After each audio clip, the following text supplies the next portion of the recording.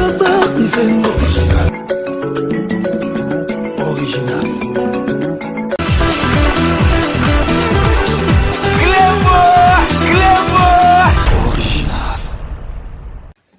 Alors batata bandeko na ngai ndenge toza bandeko na nde toza boye na epa na bino pona pesa bino message. Omoni bino bandeko na biso nde toza boye na pona makama mboka na biso soki toyebisi biso soki toyebisi bino bolinga koyoka biso te. Bomona ka batayi boye baboya ko pesa IDPS raison na sima. Ozo comprendre. Ya mona koyebisa bino awa il faut kozala mayele. Kabila za ko chambongo na ye ezali likopa entre Kabila na Soriano. Soriano a sacrifié à pandi mbongo na ye po ba détruire Congo. Nde toza boto sebile photo kene na ba élection. Ba sali likopa na bango po ba boycotter ba élection, o machine à voter. Machine à voter biso pe na IDPS to machine à voter. Mais photo kene na ba élection po to signer ki accord à Saint-Sylvestre. Mais Soriano a pandi mbongo na ye yango azotinda Bokechu, ba Olivier Kamitatu, ba Francis Kalombo, ba Mark Mukebei, ba Daniel Safu, ba Finga. Omoni Soriano alinga Congo te. Eza likopa na bango papa. Yokani Soriano ndenga zana kolinga Congo. Akolinga Congo jamais. Ozo kompa akolinga Congo jamais. Omoni biso toza IDPS, toza motema pembe. Président Félix Botala. Motema pembe IDPS, motema pembe. Vie Chichi, ah papa na biso, merci. Na ndengo tikela biso CG Kabundu, le grand fizère. Oki CG Kabundu loko sali. Ah nzamba, mon CG, je t'aime beaucoup, je t'embrasse. On ne change pas l'équipe qui gagne. Augustin Kabouya, on change pas l'équipe qui gagne. Augustin Kabouya, je t'aime beaucoup mon frère. Net ozabo IDP tozali soudé à kosakana te to timbeli likopa na bango. Net Francis Kalombo. Francis Kalombo ça ba tuma bema na Congo. Mutaboma muyamba. Lelo so muyamba zo souffrir na prison c'est Francis Kalombo. Lelo ndako yemene eza inachevé c'est Francis Kalombo. Olivier Kamitatu traite ya ndengwana. Nde bazabo Olivier faut boye bakaki bakambezo leka. Net Olivier Kamitatu ina kamera bayokana na bamote. Baza na guerre, baza kowelela mwana ya mida. Mwana entre mwana ya mida bazolo bakia Olivier Kamitatu kamera bazolo bakia yaye. Ozoko bagoyo kanate. Les grands rassemblés na opposition ezalaka président Félix Tshisekedi. Net ozabo net Eva Bazaiba, bazonga na bango na kamera. Auto bomalibana neno beminapo. Mais bozo mona teke eyeli susu makasi po baza ko disturb bino na kati opposition soki bosala mote bokoye bate mais biso na IDPS toza na souci ya mboka na biso IDPS ko traiter omoni Soriano ayaki po apanza IDPS asala tout mais omoni Kabundu ne tozo mona CG wana aboyi ko traiter IDPS po amona ndenge Soriano aboma bandekone na Katanga likolo ba minere.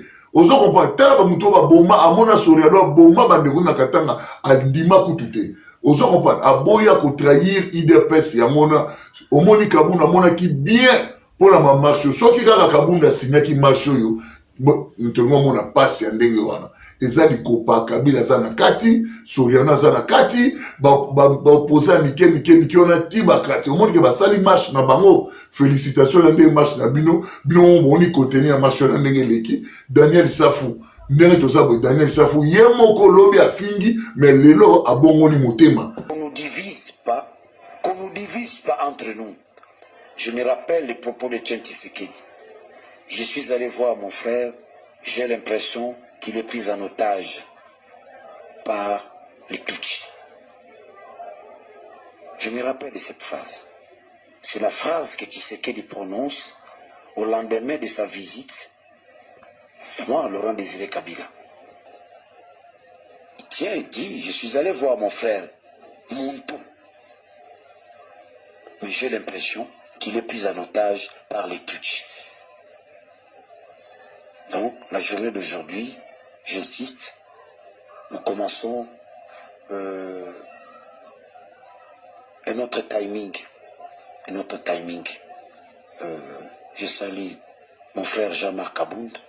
S'il y a eu déplacement des mots, je crois qu'après cette victoire, nous devons garder l'harmonie. Je salue Jean-Marc Abound, je salue tous ceux de l'IDPS qui se sont sentis blessés par mes propos, je m'incline. Je salue tous ces gens. Là où j'ai tenu des propos blessants, qu'ils me pardonnent. Je le ferai plus. Je suis convaincu, nous commençons ou nous entrons dans une autre dimension où nécessairement nous devons être ensemble, nous devons être unis. Et j'interpelle mon frère Jean-Marc Aboud, voilà, je m'incline. Je m'incline, entrons dans une autre dimension. Là où tu as constaté que j'étais blessé, pardonne-moi. Je m'incline devant tous ceux qui sont dans cette élite, qui, d'une manière ou d'une autre, ils se sont sentis blessés par mes propos. Je leur demande pardon. Je dis pardon à tous ces gens, parce que je suis convaincu, nous entrons dans une autre dimension. La dimension qui sous-tend l'unité, l'amour entre nous.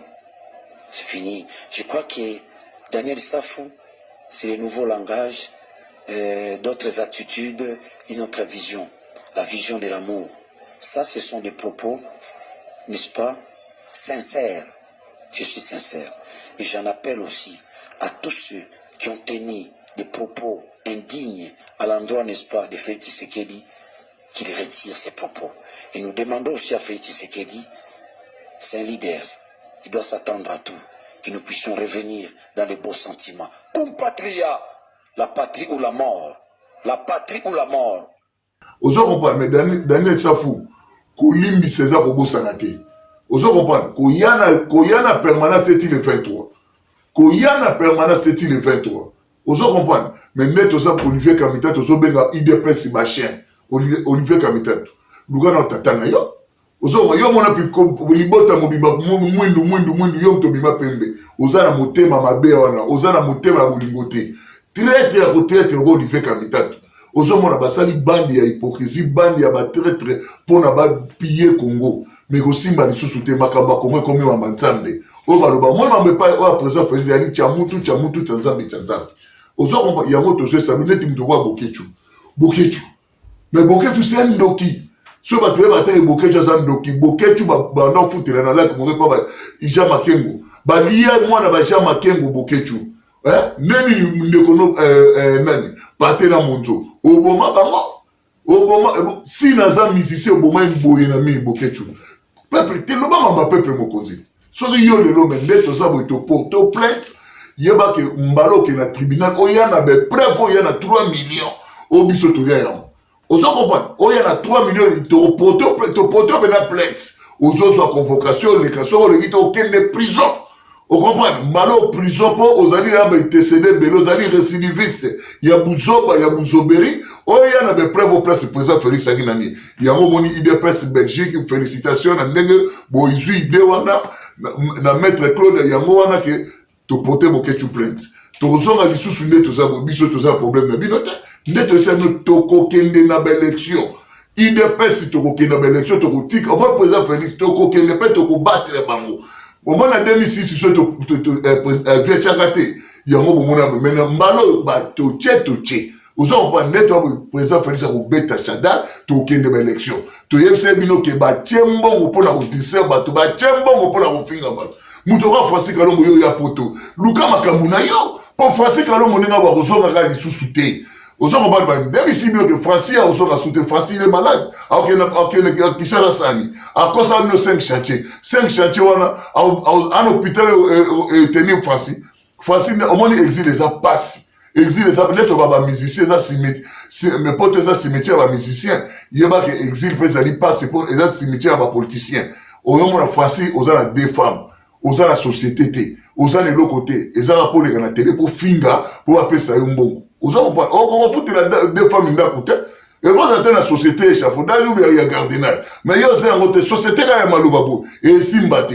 Ozo comprendre net osabo il faut bo sala mayele biso IDPS toza na souci na bino ya mboka wana makamutu ba utopete sala bino na suka ya kozonga ke IDPS ba na raison ozo comprendre net osabo Jean-Marc Kabund le grand friseur amone déjà makambo wana mon CG je t'aime beaucoup mon CG non so il cas CG loin des épées du Caire Augustin Kabouya tout le jour on change pas l'équipe qui gagne.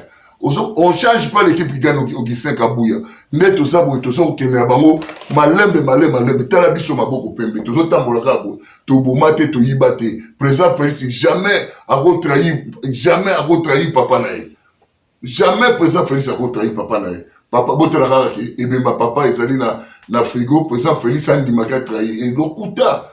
Tu es bino qui bateau. Net toi bobo PC chance. Les seuls opposants. oyo pena liaka mbongo mutu te le seul opposant unique oyo totikana na mboka wana ezali ye mpo soki ye asalaki kaka erreur makambo toke bazoluka glissement mpo Kabila akontinue na pouvoir nde toza boye toza mayele eza mamba lokuta oyo ozomona bazofinga le seul ka bato bafingaka so Bokecho afingi te Francis Kalomba afingi so Olivier Kamitata afingi te Mark Mukeba afingi nde to Mark Mukeba ozo mboka Kongo eza makila Mark Mukeba ozo Alzheimer ka boye ya pourri en Afrique au traité en ndenge au comprendre na Chatumba yo Chatumba pela yo ko loba au sala e église na Paris simbate Chatumba likamni au sala be église simbate mutamema na poto apesa yo atindela invitation pour na mikiriza pasteur Flori pauvre pasteur Hippolyte eko joyo na la gloire ndenge to sacrifier te to contribuer to la na hôtel ozola na hôtel na le village na ndenge ko kotela oyeko zo mwasi ya batu vina yo kako vina yo kako zo ka basi ya batu vina yo ka Chatumba ko zo ka mwasi ya batu oza stable te Chatumba mba Chatumba na kozonga akokekisa kini po Chatumba tambola na bomone motema ndenge na tambola na bomone okende kini kosala nini ozo po bomone na moyo wana soki komi bu Chatumba cadavre o comprendre nde toza boya mo tozo senga na biso tozo sami biso batayi de pe tozo ke soki bolingi élection te bande ko na ngai Shadara kolongwa te Kabila kolongwa te Kabila komi na suka Kabila na porte ezande tozala unité éveiller batu to tel likambo ya élection to tinda président fait pas baloba bango mo baloba o to sanga l'opposition to sangani non il y a bandi de hypocrites o bazana kati l'opposition wana baso surtout Soriano a se sacrifier bisimbongo belé akena ba lobby akena ni mundela lingi trouble na Congo te mundela lingi Kabila bima na porte akene malembe to kende to za mboko na biso ozo comprendre botika makambo wana omoni ba Bokecho bolandaka bango te eza distraction tala basaki marche lobby na tongo nango solution zwani Marc nani Daniel Safou asengi pardon. Je salue Jean-Marc Kabound, je salue tous ces délits d'épaisse qui se sont sentis blessés par mes propos, je m'incline. Je salue tous ces gens. Là où j'ai tenu des propos blessants, qu'ils me pardonnent. Qu'ils me pardonnent. Je les ferai plus. Je suis convaincu, nous commençons ou nous entrons dans une autre dimension où nécessairement nous devons être ensemble, nous devons être unis. Et j'interpelle mon frère Jean-Marc Kabound, voilà, je m'incline. Je m'incline, entrons dans une autre dimension. Là où tu as constaté que j'étais blessé, pardonne-moi. Je m'incline devant tous ceux qui sont dans cette élite, qui d'une manière ou d'une autre, ils se sont sentis blessés par mes propos, je leur demande pardon. Je dis pardon à tous ces gens parce que je suis convaincu, nous entrons dans une autre dimension. Mais Daniel Safou, n'a répété sous pardon. Ils ont beau ça mais si le fait qu'on comme la permanence, so comme la permanence, yo mo yebi. Vous comprenez? Mais tout ça, vous bateau na toujours bundaka kanzambe la victoire, à retia président Félix Maboko, président Kene Liboso. Vous comprenez? Président Kene Liboso, net tout ça vous a calme, il dépend tout ça bien. Bon, tika, au moins ils sont dans le lot mabe Jean-Marc Kabound, boutique. Vous comprenez? So Jean-Marc Kabound a boy ko signer à une raison. A boy ko signer via apona Jean-Marc Kabound pour pas mater. Aïe baki mtu atikela ibiso. Vous comprenez? Jean-Marc Kabound place yo zali nzamba pambola, on a bana, on a libota, on a famille na. On comprend au long place on a des sous-soutés. Biso bateau ba ko trafiquer biso poto longo la au longo les sous-soutés les grands posons mon a des lois. Au monde aura toujours des lois. Likambo Jean-Marc Kabound mutabona kiamo. Ainsi président tu es mon président, je te respecte beaucoup. Na likambo neto zaboye to que les manifestations te. Au monde résultat ba pesi mbongo na ndenge na ndenge ba pesi bato pour ka ba diserbido. Alors boza mayele makambo IDPS ça bino suka ba opesa IDPS na sima boto pa penya wa zoba bo boza neti Soriano na mboka ne kukatanga ba bosa na ye kutondi aleka neva yaki gouverneur ya Katanga poumon Katanga za poumon Congo bota nenga pia vous comprenez apia Congo mtana 500 camions minéraux que na Zambie na vete pamba Zambie mais batune kutakatanga batuna kete ben valider batutu bango moko balingaki ba invalider bango pour ba glisser pouvoir Kabila pesa ba poste.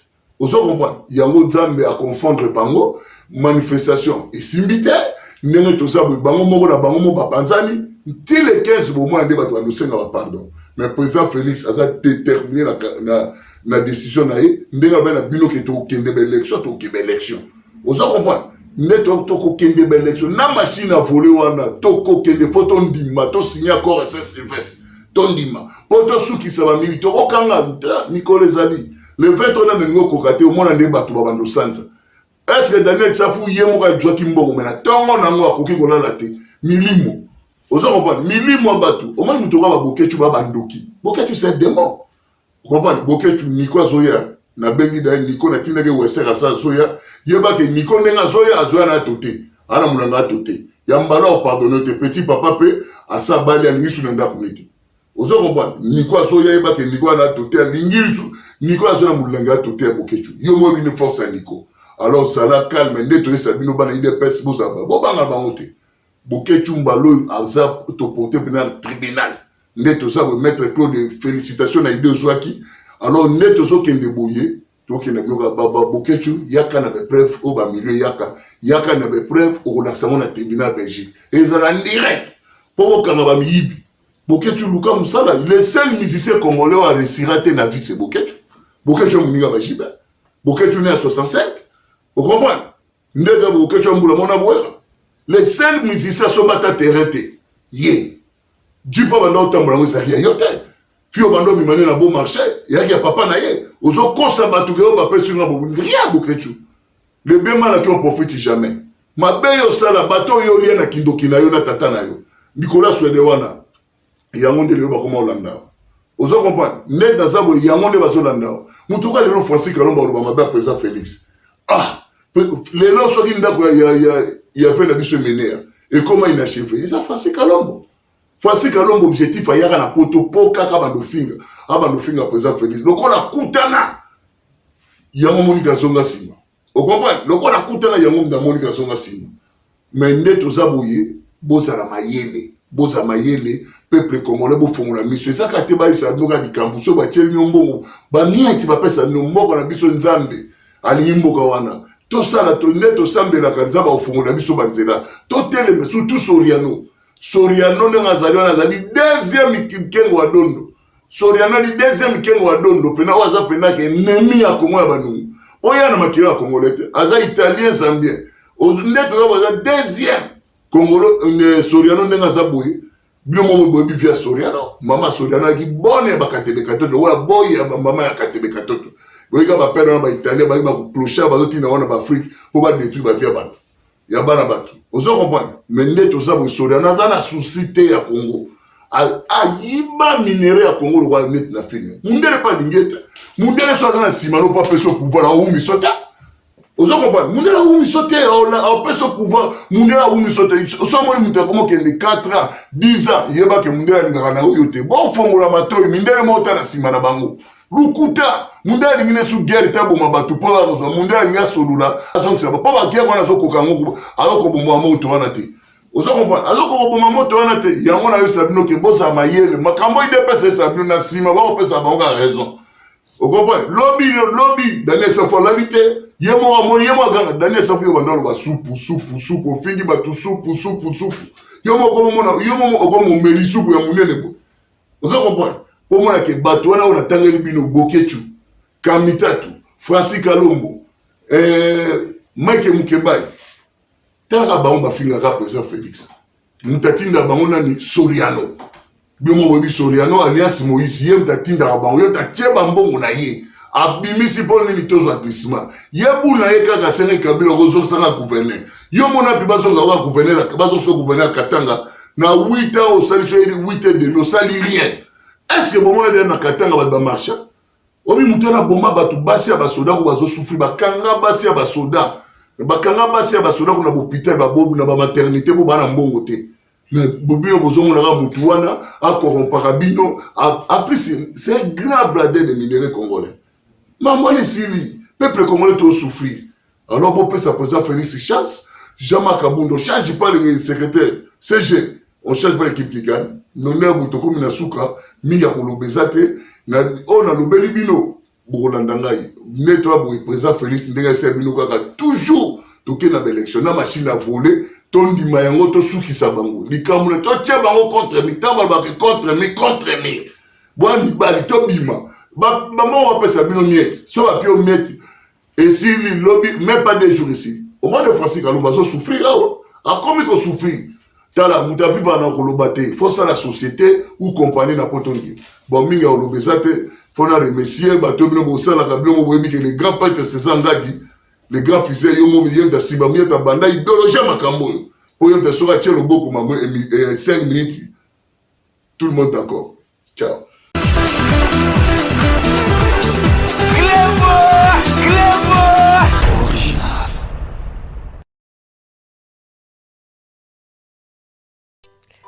Avec Sepela TV, besoin coûte au kima banyongo ezate. Pour pas na biso nyongo ezalate. Ça peut faire un mois que foutite, fouta 15 livres na autopélicio. Ça peut faire 6 mois que foutite, fouta 15 livres na autopélicio. Même plus de 1 an, ça c'est plus de 1 an non foutate au kanisi kozana nyonga makasi. Comme tungsate maman, comme tungsate papa. 15 livres à pamba pour rétablir service non et je te dis on va na andako omoka bilinga Sepela TV. Moi, César Ngadi, Kleboa, retrouvez-moi tous les samedis de 14h à 16h dans l'émission Rendez-vous avec le Patriote sur la MNG Radio 99.7 FM.